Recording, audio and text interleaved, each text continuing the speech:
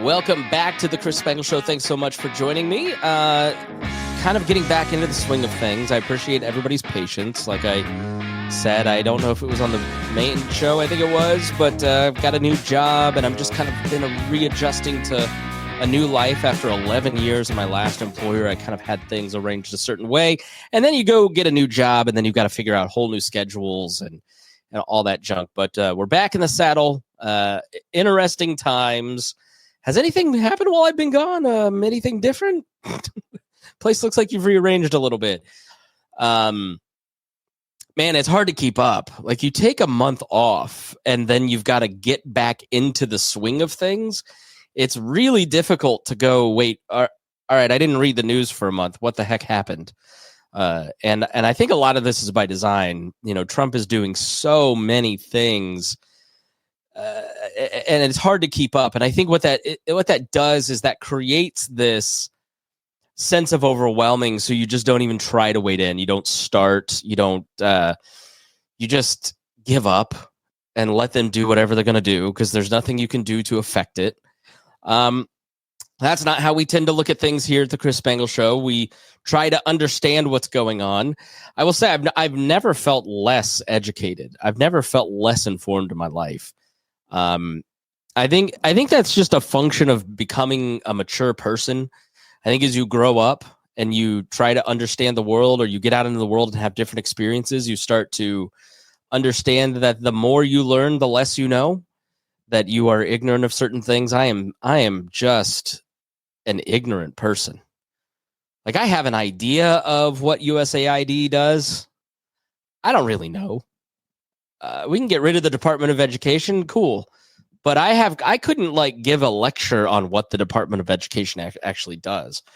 Right. So I think the hard part about forming an actual opinion about things is understanding that you don't know what you're talking about half the time. And I think it's especially, it's February, so I've got a cold. I have not lost my voice yet this year, which has been great. I mean, I couldn't speak for all of January last year, but I can't take the sickness anymore. I don't know why I live here. I hate the weather. It's February 6th today. If it doesn't start getting sunny and warm, I'm going to have a problem. But yeah, the reality of what's going on right now is you've got to try to understand what's going on, even if it feels very overwhelming. Because I think first you have to understand. It's part of like being an adult is understanding the news. It's like paying your bills and brushing your teeth. You just should make an effort to be somewhat informed. But I also think there's a point where you have to disconnect a little bit and go, look, I can't know everything. And so I have not found that balance in my life of like how far do I wade in to understand everybody's point of view, and do I have the right theory of the case and the left theory of the case, and you just do the best you can while looking after the things that you're supposed to look after. But so on this point, I saw on Instagram Roy Wood Jr.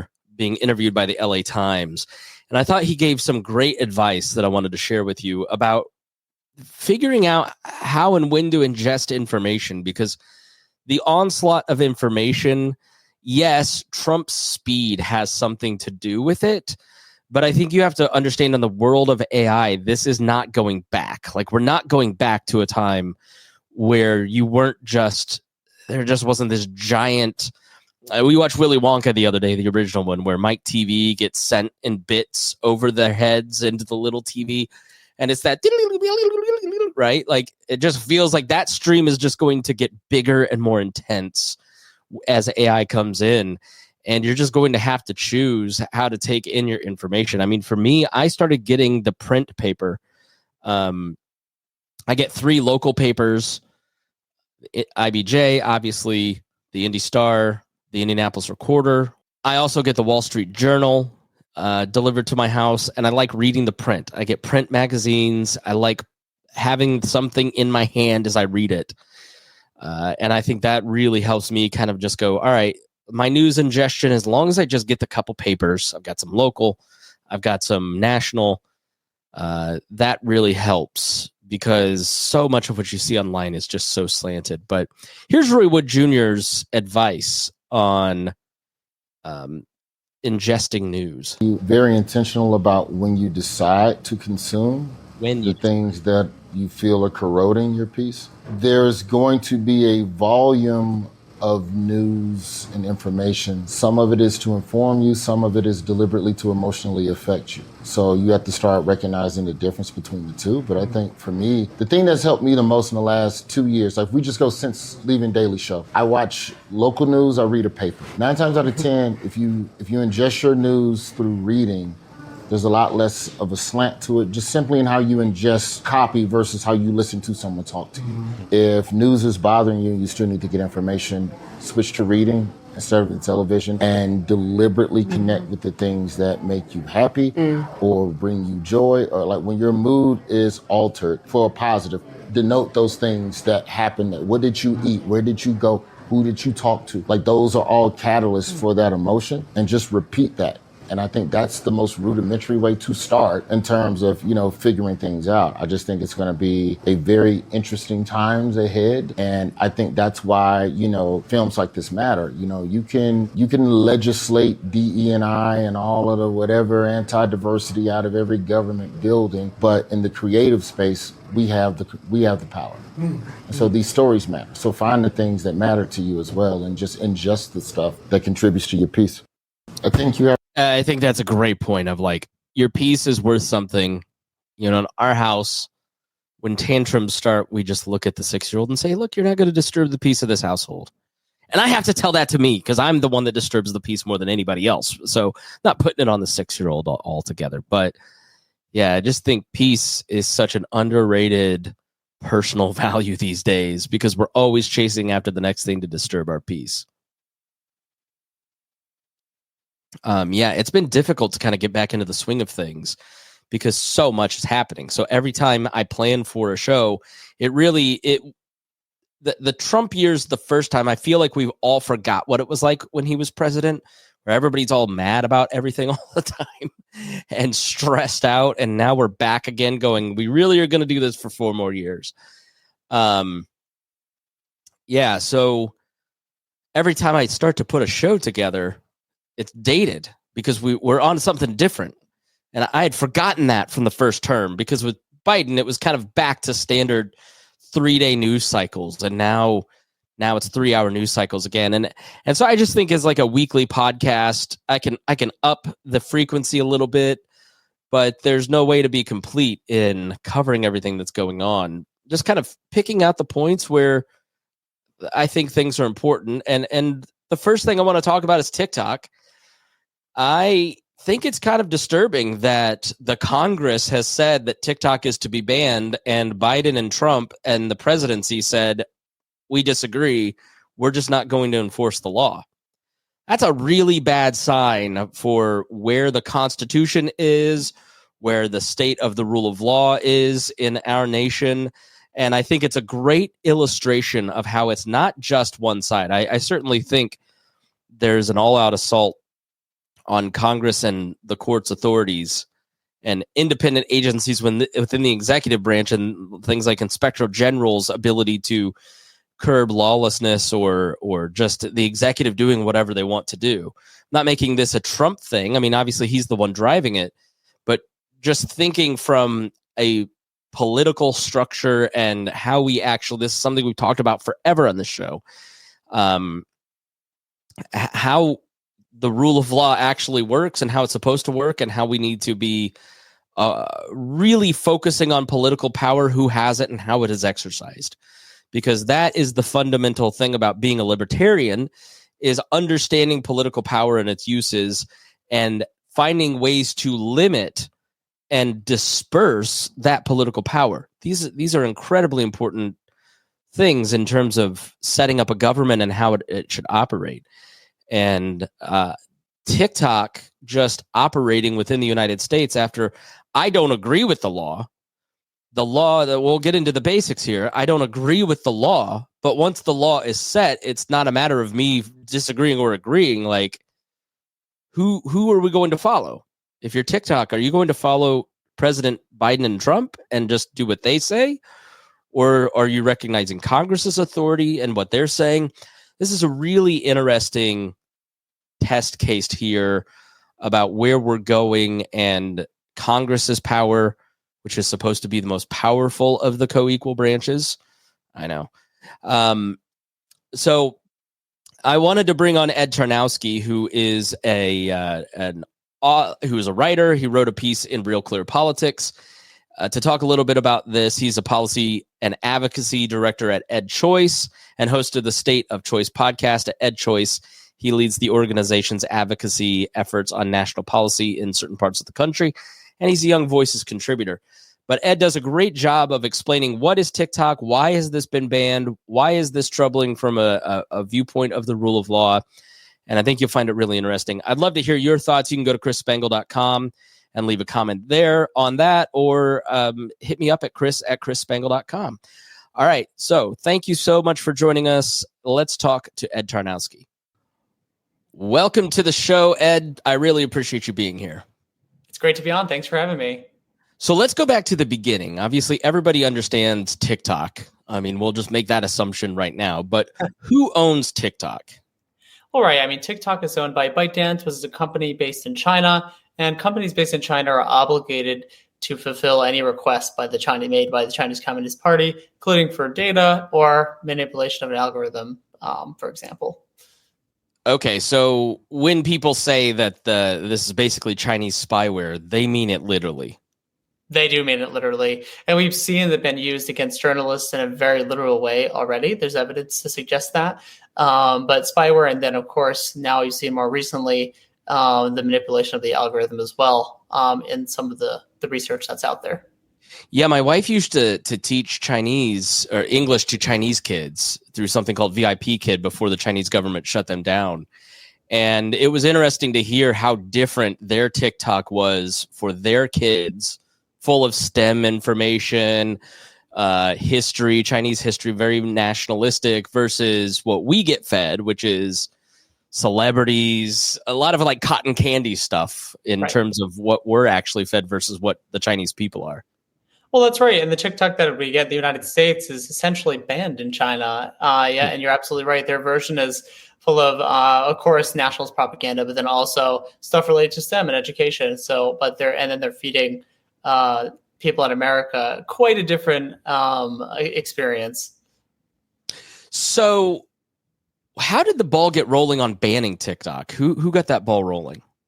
Right. Well, originally started back in I think it was around 2020 or 2021. I believe it was 2020. It was actually the first Trump administration that kind of floated this idea that they issued some kind of action from the executive setting the stage for a forced sale of TikTok. Fast forward way in the future, last year, there was talk in Congress about doing this. It was eventually put into a larger national security bill. And the bill essentially said, which became law, TikTok had until January 19th. But I should say ByteDance had until January 19th to divest TikTok and basically for TikTok to be sold to an American company. They did not obviously do that by January 19th. So it kind of the ball got rolling in Congress. It was signed into law, I believe, late last summer or early last fall, in a large bipartisan effort. Yeah, so a law is passed by Congress to force them to sell. Now, do they have to sell the whole company of TikTok, or is it just whatever operates in the United States? No, yeah, all of TikTok the law requires that TikTok be completely divested from ByteDance and any Chinese company. So see, I look at this like the smoking bans, right? Like I recognize the job loss and the moral quandary of the I'm not that sad if TikTok goes away, but I don't understand how the United States government can tell a Chinese-based company that they have to be forced to sell. That seems like a really bad precedent just from a libertarian perspective. Well, I'm glad you brought this up, and this has actually happened before. So Grindr, the popular gay dating app, was actually owned by a Chinese company. I believe it was in around 2015. And the United States was concerned about espionage and the Chinese Communist Party using it to track certain users that are closeted to blackmail them or things like that, use it for really nefarious purposes. And they were able to successfully force sale pretty quickly. It was pretty seamless. And I think that what we saw there is they were acting as more as a normal company there, because there is so much, the market, being able to play in the US market is so, there's so much money in that. So the idea that, so they had to like a normal company and complying with the forced sale, because they would have been losing out on so much revenue and profit by leaving the United States. TikTok not doing that sends an interesting signal to me, and seems to suggest to me that there are purposes beyond profit as a normal company for it existing as part of ByteDance.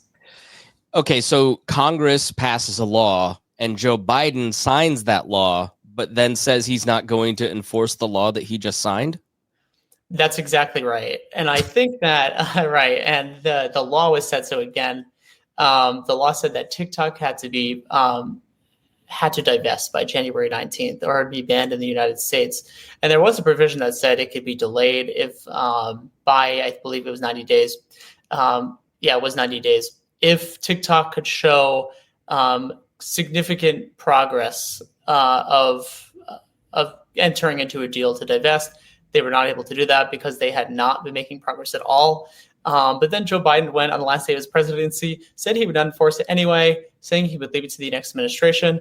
I'm like, look, it's like, again, this is a law passed by Congress. It was signed by the president and reaffirmed by the Supreme Court unanimously.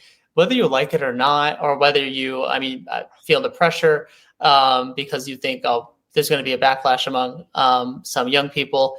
It's the law now. The way to change that is another act of Congress. And it sets a really bad precedent to just not enforce the law. Yeah, and so Donald Trump has saved us all from a problem he created, which I think is going to be a big theme during his presidency.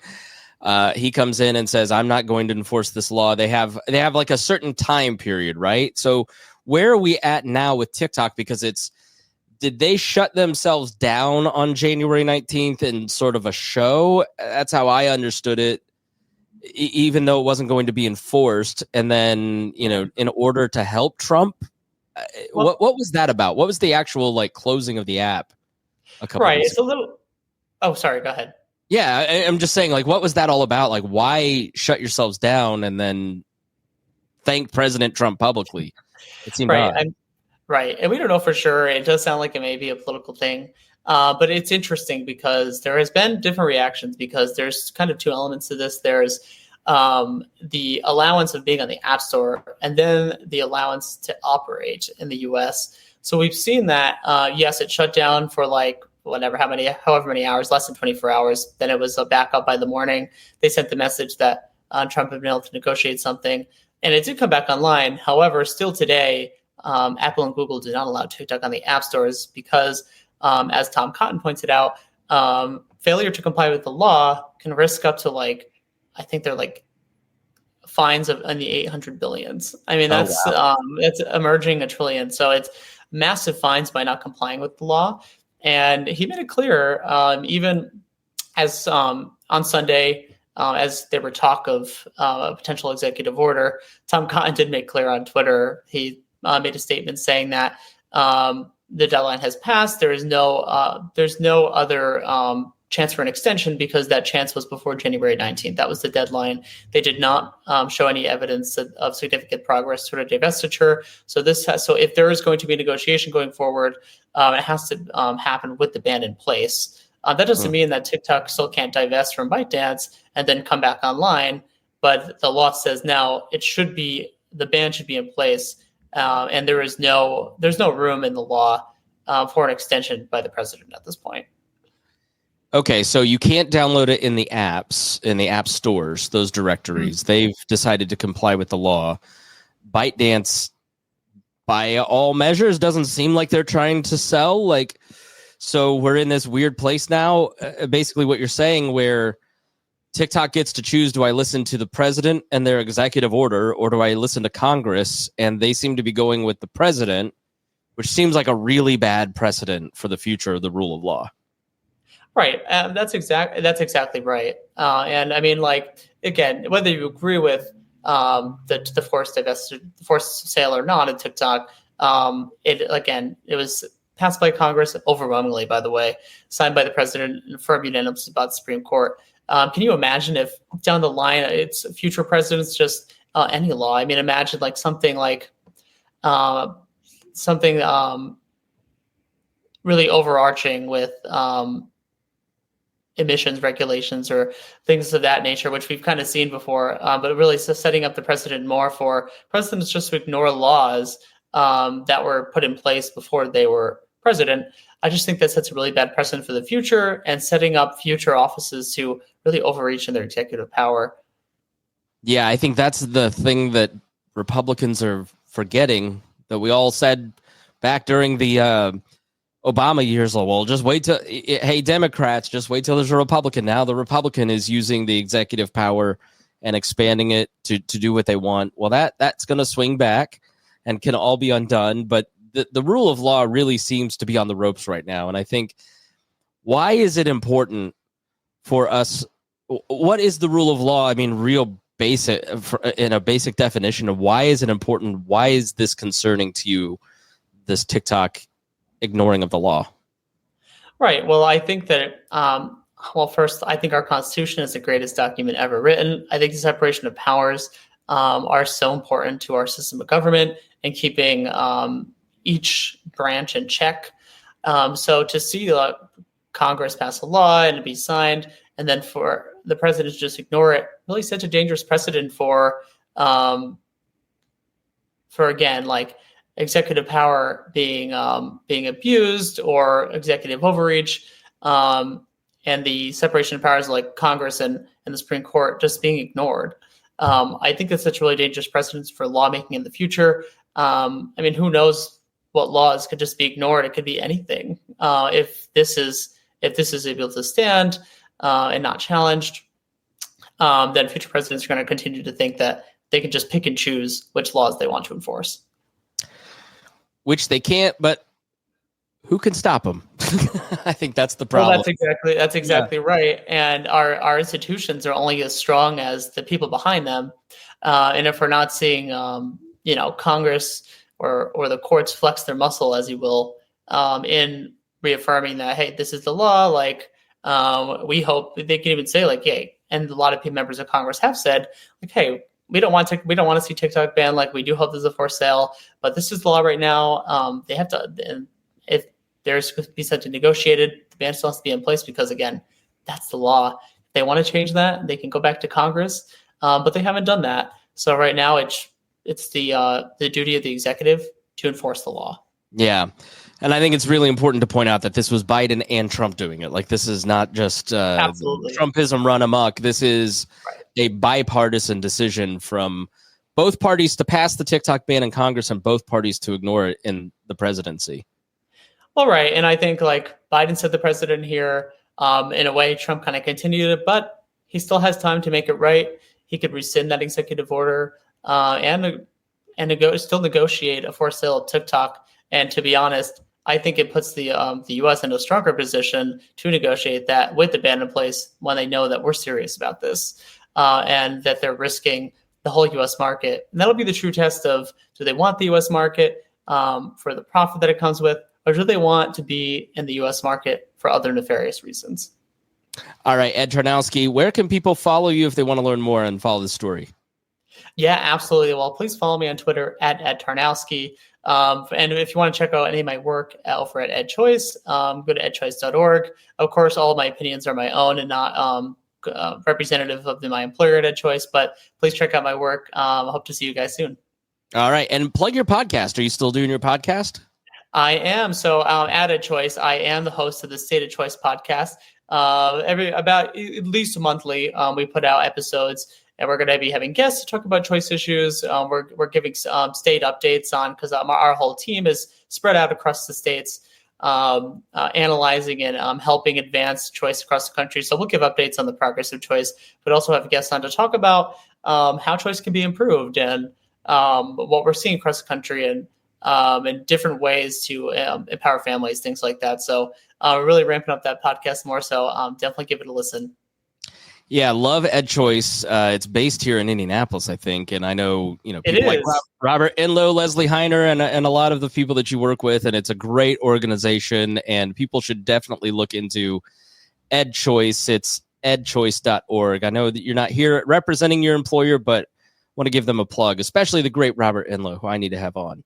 I love it. You should definitely have Robert on. Robert and Leslie are some of the greatest. And I did live in Indianapolis for 2 years for EdChoice. Oh. It is a great city. And I have to say I always say it's very underrated architecturally, especially. It had one of the same designers as Washington, D.C., and it has beautiful monuments. And but no, it's a great city, and EdChoice is a great organization. So I hope you guys will check it out. All right, Ed Tarnowski, thanks for being my guest.